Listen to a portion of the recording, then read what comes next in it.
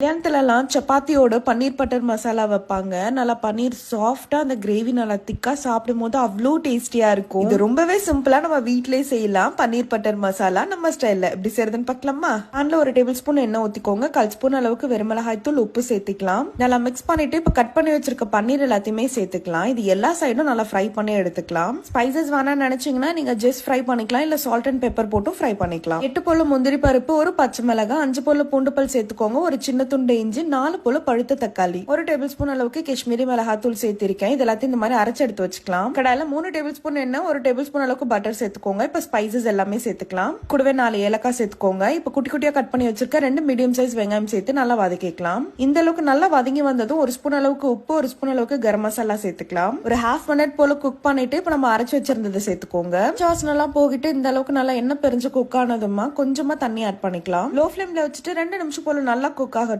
இப்ப நம்ம ஃப்ரை பண்ணி வச்சிருக்க பன்னீர் எல்லாத்தையுமே சேர்த்துட்டு மிக்ஸ் பண்ணிக்கோங்க. மேல கசூரி மேத்தி போட்டுட்டு இறக்குனீங்கன்னா ஒரு சூப்பரான பன்னீர் பட்டர் மசாலா ரெடி. இல்ல ஃப்ரெஷ் கிரீம் இருந்தா ஆட் பண்ணிக்கோங்க. என்கிட்ட இல்லன்றதுனால நான் ஆட் பண்ணல. இது சப்பாத்தி, நான் இட்லி, தோசைன்னு எல்லாத்துக்கூடமே அட்டகாசமா இருக்கும். ஸோ கண்டிப்பா ட்ரை பண்ணுங்க. மறக்காம நம்ம பேஜ் ஃபாலோ பண்ணிக்கோங்க. பாய்.